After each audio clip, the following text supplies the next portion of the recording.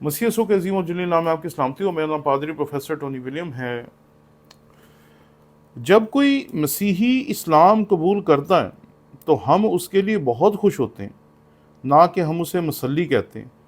बल्कि हम तो उसे अपने से भी ज़्यादा अच्छा मुसलमान मानते हैं। हमारे यूट्यूब चैनल पे एक शख्स ने, मैंने जो मसल्ली वाली वीडियो बनाई थी, उस वीडियो के ऊपर ये कमेंट किए थे। 28 जुलाई को चाइना पोर्ट पर 2 लाशें मिलती, इन्हें मार दिया जाता। ये कौन थे? ये एक जोड़ा था जिसमें एक शख्स जो था वो साजिद था, साजिद मसीह,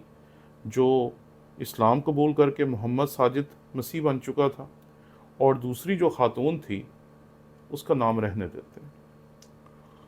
तो ये जो जोड़ा था, इनको वहाँ पर चाइना पोर्ट पर 28 जुलाई को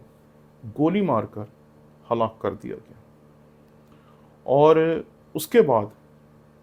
इनके घराने को, जो साजिद मसीह का घराना था, घरों को जला दिया, औरतों को मारा गया। औरतों को उनके घरों से निकाल कर उनके घरों को जब जला दिया गया तो उन्होंने बहुत शोर मचाया कि किसी तरीके से हमारी तो जान बख्शी की जाए। और इस सारे वाक़े के दौरान ये बड़ी शिद्दत के साथ एहसास हुआ कि कितनी दोहरी बातें हैं जो हमारे माशरे में कही जाती हैं, कि सोशल मीडिया पे उस नौजवान ने या उस भाई ने जो लिखा वो कुछ और है, और जो असल वाक़या रूनुमा हुआ उस सिरे से ही कुछ और। साजिद मसीह को जब मार दिया जाता है तो इसके 3 दिन बाद 31 जुलाई को इसके घर वाले आते हैं, उसकी लाश को वसूल करते हैं, और चूँकि उसने इस्लाम कबूल कर लिया था तो उसको जाकर इस्लामी तरीके से एक मुसलमानों के कब्रिस्तान में दफन कर दिया जाता है। लेकिन उसका घराना जो है वो अभी तक उसकी लाश को वसूल करने के लिए नहीं आया। तो आज एक वीडियो सामने आई जिसके बीच में ये बताया गया कि साजिद और उसका भाई जो है, ये दोनों घर से निकले थे सियालकोट जाने के लिए। लेकिन जब ये घर से निकले सियालकोट जाकर काम करने के लिए, तो अचानक ही 2 ख़वातीन आई और उन्होंने शोर मचा दिया इनके घर में कि साजिद कहाँ है। तो उसके बाप ने और उसके बुज़ुर्गों ने ये बताया उस वीडियो में कि ये तो दरअसल काम करने के लिए घर से निकले थे, लेकिन उन औरतों ने बताया कि इसने तो दरअसल इस्लाम कबूल कर ली। और फिर उन्होंने मिलकर हमारे घरों को जला दिया, हमारी औरतों को मारा, हमें घरों से निकाल दिया। और अब ये जो दोबारा ख़बरों में आए हैं, तो 28 जुलाई के बाद आज ये उसकी लाश लेने के लिए आए हैं, उस खातून की जिसने साजिद मसीह के साथ इस्लामी तरीके से निकाह पढ़वा लिया था। और हम जब ये बात करते हैं कि मसीहियों को मसीहियत छोड़ने के बाद इज़्ज़त नहीं दी जाती, तो कई मरतबा ऐसे नौजवान आकर सोशल मीडिया पे तो लेपापोती करने की कोशिश करते हैं। लेकिन क्या लेपापोती हो सकती कि वो खातून जो पैदाइशी तौर पर मुसलमान थी, उसकी लाश जो है उसको 17 दिन तक वहीं रहने दिया, और बिलाखिर किसी ने समझाया होगा, किसी ने सिखाया होगा कि भाई अगर बेटे को दफन कर दिया तो अब बहू को भी दफन कर दो। तो फिर उस घराने के जो बुज़ुर्ग हैं, साजिद का बाप, उसके भाई और दीगर लोग, वो गए ताकि उसकी लाश को वहाँ से वसूल करें और उसको दफन करें। और ये जब सारी वीडियो मैंने देखी तो मुझे बहुत सारे वाक़यात याद आ गए, क्योंकि इस वाक़े में एक चीज़ बड़ी ज़बरदस्त है कि इसमें बार बार इस चीज़ को हमारे सामने रखा गया है कि दोनों को दफन किया जाएगा इस्लामी तरीक़ेकार से और मुसलमानों के कब्रिस्तान। और यहाँ पर एक मौलवी साहब को लाया गया, और मौलवी साहब ने बताया कि हमने साजिद की जो तदफीन है वो कहाँ की थी और कैसे की थी, और अब ये जो बच्ची है इसकी तदफीन हम कैसे करेंगे। ये सारा वाक़या देखकर एक बात तो समझ आ गई कि जो हम फेसबुक पे कहते हैं, सोशल मीडिया पे कहते हैं, वो कुछ और है, اور جو حقیقت میں ہمارے معاشرے میں ہو رہا ہے وہ کچھ اور ہے۔ ہماری ایک بہن تھی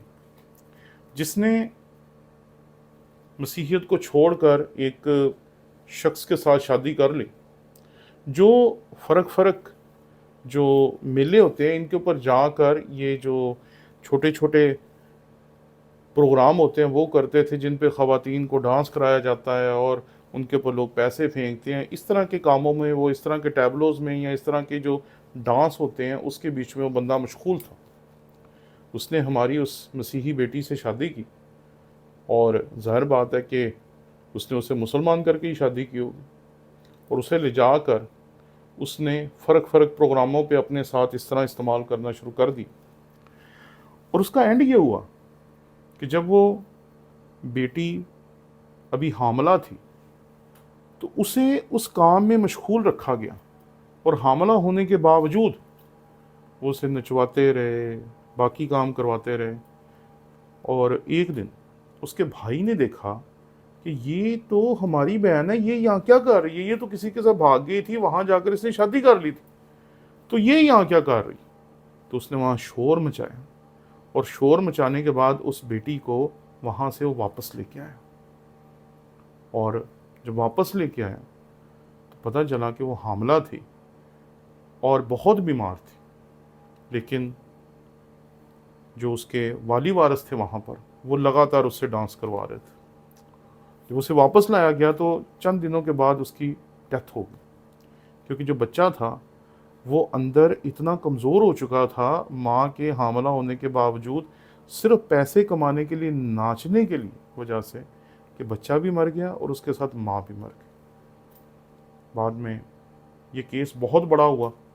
ہمارے بہت سارے مسیحی جو سیاستدان تھے، بہت سارے ہمارے مسیحی جو رہنما تھے، انہوں نے جا کے اس گھرانے کے سر پہ ہاتھ رکھا اور اسے دلاسا دی، اور اس کی جس طرح ہو سکتا تھا مدد کرنے کی کوشش کی۔ یہ بات یاد رکھی کہ یہ وہ واقعات ہیں جو گراؤنڈ ریالٹیز ہیں، یہ وہ واقعات ہیں جو گراؤنڈ ریالٹیز ہمارے سامنے آئی ہیں، آ چکی ہیں، اور یہ جو ساجد مسیح اور وہ خاتون کی شادی کا کیس ہے یہ تو ابھی بھی خبروں میں۔ یہاں اس حقیقت کو یاد رکھیں کہ آپ جب بھی اپنے مذہب کو چھوڑنے کا فیصلہ کریں، پہلی بات اپنے مذہب کو پڑھنے، جاننے، سمجھنے، اس پہ تحقیق کرنے، جس مذہب کی طرف آپ جا رہے ہیں اس کو پڑھنے، جاننے، سمجھنے اور تحقیق کرنے کے بعد فیصلہ کریں۔ محض یہ جو اکثر ڈائلاگ بولا جاتا ہے نا کہ مجھے بہت پسند ہے، مجھے بہت پسند آیا، مجھے بہت پسند آیا، یہ بات غلط ہے، کیونکہ کئی مرتبہ ہم جب بھی کسی کانورٹ کو سنتے ہیں وہ یہی کہتا ہے جی کہ مجھے یہ باتیں اسلام میں بہت پسند ہیں، اور وہ پھر اس کے علاوہ کوئی دلیل نہیں دیتا۔ اب کیوں نہیں دیتا یہ آپ اپنے آپ سے پوچھیں کہ کیا صرف کسی چیز کا یا کسی ایمان کا اچھا لگ جانا اپنے ایمان کو چھوڑنے کے لیے کافی ہے؟ اور جس ایمان میں آپ جا رہے ہیں اس کا مستقبل وہی ہے جو میں نے آپ کے سامنے پیش کر دیا۔ شکریہ۔